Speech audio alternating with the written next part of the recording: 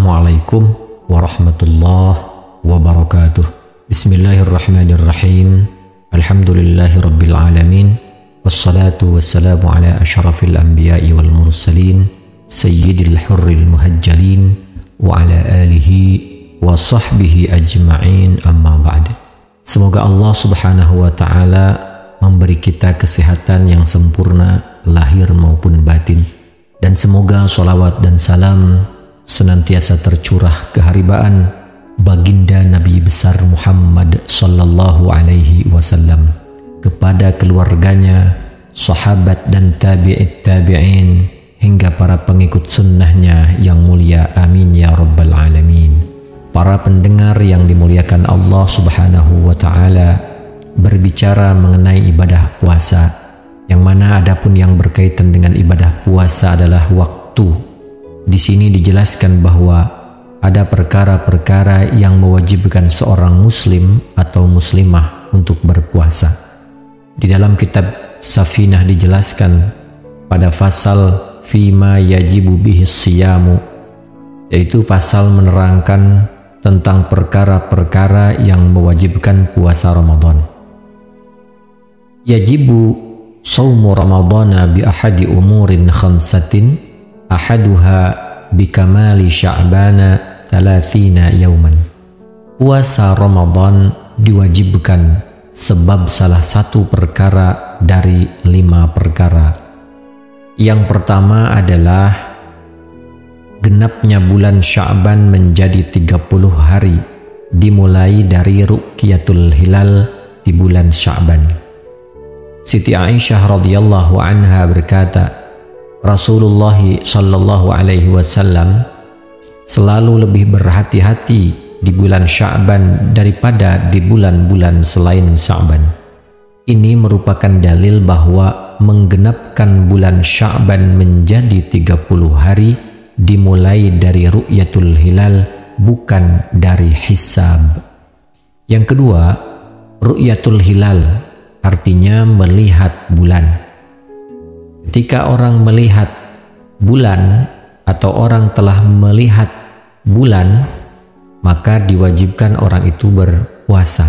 Maksudnya puasa Ramadan menjadi wajib sebab ru'yatul hilal. Ru'yatul hilal Ramadan bagi orang yang melihatnya meskipun ia adalah orang fasik.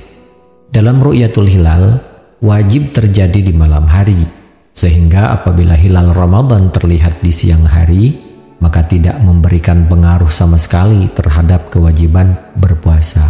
Karena sabda Rasulullah sallallahu alaihi wasallam, "Sumu li ru'yatihi wa aftiru li ru'yatihi, fa in ghumma 'alaikum fa akmilu 'iddata sya'bana 30 yauman." Berpuasalah kalian semua setelah melihat hilal Ramadan, dan berbukalah setelah melihat hilal Syawal. Apabila hilal Ramadan tertutup mendung, maka genapkanlah bulan Sya'ban menjadi 30 hari. Maksudnya, berpuasalah setiap orang dari kalian dan berbukalah setiap orang dari kalian. Ketiga, ditetapkannya ru'yatul hilal. Maksudnya adalah Ramadan diwajibkan sebab ditetapkannya ru'yatul hilal bagi orang yang tidak melihat hilal Ramadan melalui satu orang yang adil kesaksiannya, meskipun ia yang melihat hilal memiliki penglihatan tajam. Seperti yang dikutip oleh Suwaifi dari Syabromalisi, dalam menetapkan ru'yatul hilal Ramadan harus ada keputusan dari hakim. Dalam hal ini, di negara Indonesia sendiri adalah Menteri Agama. Oleh karena itu, tidak cukup hanya dengan ru'yatul hilal dari orang yang adil kesaksiannya. Mengecualikan dengan orang adil adalah orang fasik. Mengecualikan dengan yang adil kesaksiannya adalah yang adil riwayatnya, seperti budak laki-laki dan perempuan. Mengenai sifat adilnya, dicukupkan dengan sifat adil yang terlihat adalah dhahirah atau yang disebut dengan al-mastur. Ketika kita telah berpuasa selama 30 hari sebab ru'yatul hilal dari orang yang adil kesaksiannya, maka kita berbuka pada hari ke-31. Meskipun kita tidak melihat hilal Syawal dan tidak ada mendung yang menutupinya.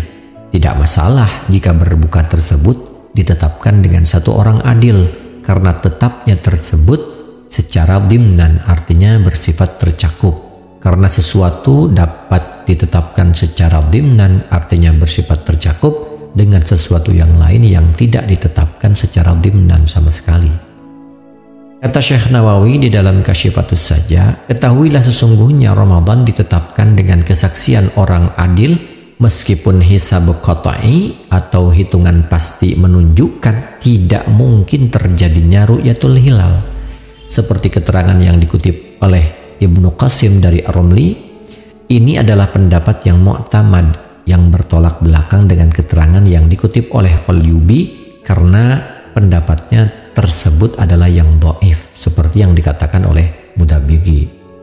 Al-Murghini berkata, dalil dicukupkannya penetapan Ramadan dengan satu orang adil adalah hadis yang sahih dari Ibnu Umar radhiyallahu anhuma. Aku memberitahu kepada Rasulullah SAW bahwa aku melihat hilal Ramadan.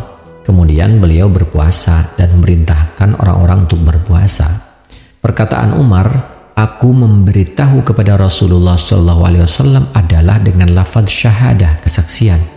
Dalam bersyahadah atau bersaksi cukup mengucapkan, aku bersaksi sesungguhnya aku telah melihat hilal.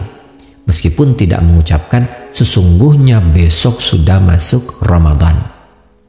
Maksud pokok ditetapkannya Ramadan dengan satu orang adil adalah karena ihtiyat, berhati-hati dalam berpuasa.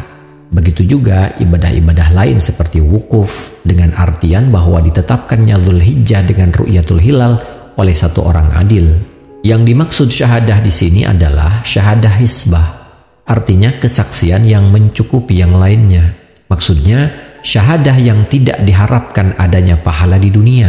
Oleh karena itu, syahadah tersebut tidak perlu ada dakwaan terlebih dahulu.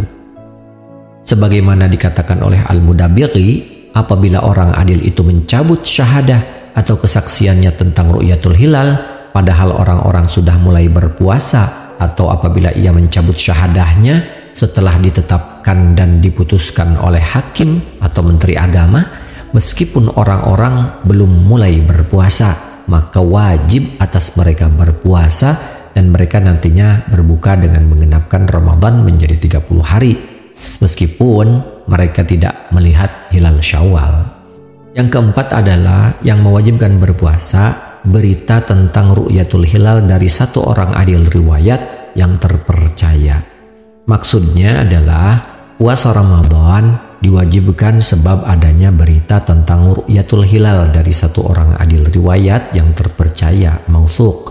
Ziyadi menambahkan, selain orang adil riwayat yang terpercaya, juga terpercaya istrinya, budaknya, dan temannya, baik hati menyangka dzan kebenarannya ataupun tidak. Syarqawi mengatakan bahwa keterangan yang disebutkan di dalam kitab Syarah Al-Minhaj adalah disyaratkannya hati menyangka kebenaran berita orang adil riwayat tersebut, meskipun pendapat ini juga tertulis dalam sebagian hasyiah. Atau orang adil riwayat tersebut tidak terpercaya, semisal ia adalah orang fasik, maka diwajibkan puasa sebab berita darinya, dengan catatan jika memang hati menyangka kebenaran beritanya itu. Oleh karena ini, Al-Mudabighi berkata, menurut pendapat khatib, diwajibkan juga berpuasa atas orang yang diberitahu tentang ru'yatul hilal oleh orang lain yang terpercaya, jika memang orang tersebut meyakini kebenarannya. Meskipun pernyataan ini tidak disebutkan oleh Al-Qadhi, batasan yang terpercaya bukanlah patokan dalam kewajiban berpuasa, melainkan patokannya adalah keyakinan hati tentang kebenaran berita yang disampaikan, meskipun pemberi berita tersebut adalah orang kafir, fasik, budak, atau anak kecil.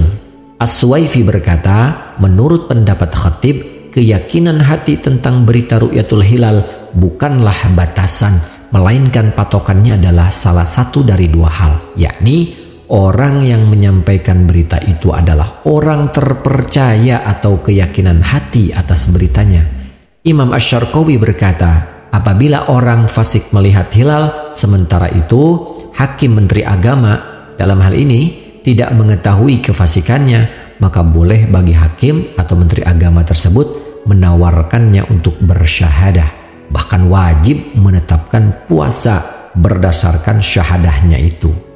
Yang kelima yang mewajibkan berpuasa adalah menyangka atau dzan masuknya bulan Ramadan melalui ijtihad. Maksudnya adalah puasa diwajibkan sebab menyangka masuknya bulan Ramadan dengan cara berijtihad bagi orang yang ragu tentang masuknya. Misalnya, ia sedang ditawan di tempat tersembunyi atau di penjara atau yang lainnya. Seperti yang dikatakan oleh Al-Madabiri, Imam Bajuri berkata, apabila seseorang ragu tentang masuknya bulan Ramadan sebab di penjara, misal, maka ia berijtihad. Apabila ia menyangka masuknya Ramadan dengan ijtihadnya tersebut, maka ia berpuasa. Apabila puasanya tersebut ternyata jatuh pada tanggal 1 Ramadan, maka puasanya berstatus adaan. Dan apabila puasanya ternyata jatuh pada tanggal 2 Ramadan, maka puasanya berstatus qadaan. Dan apabila puasanya ternyata sebelum Ramadan masuk, maka puasanya tersebut berstatus sunnah. Selama ia mendapat waktu Ramadan, maka ia berpuasa. Jika tidak, maka ia mengqadha. Kesimpulannya adalah bahwa perkara-perkara yang mewajibkan puasa Ramadan ada 5. 2 perkara dari yang 5 tersebut bersifat umum, artinya kewajiban puasa dibebankan atas orang banyak. 2 perkara tersebut lagi adalah menggenapkan bulan Sya'ban menjadi 30 hari dan tetapnya ru'yatul hilal pada malam ke-30 dari bulan Sya'ban adalah hakim. 3 perkara sisanya bersifat khusus, artinya kewajiban puasa hanya dibebankan atas orang-orang tertentu. Kata Syekh Nawawi di dalam tanbihnya, tidak wajib berpuasa Ramadan, bahkan tidak boleh jika berdasarkan informasi dari munjim ahli perbintangan. Munjim adalah orang yang meyakini bahwa awal bulan ditandai dengan munculnya bintang falani. Akan tetapi wajib atas munjim sendiri mengamalkan penghisabannya. Begitu juga orang yang membenarkannya, sebagaimana dalam masalah sholat, yakni apabila seseorang meyakini masuknya waktu sholat, maka ia mengamalkan apa yang diyakininya itu.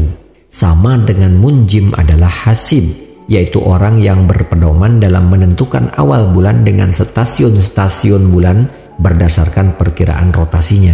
Tidak ada pengaruh dalam kewajiban berpuasa jika berpedoman pada perkataan seseorang. Aku diberitahu oleh Rasulullah SAW dalam mimpi bahwa malam ini sudah termasuk awal bulan Ramadan.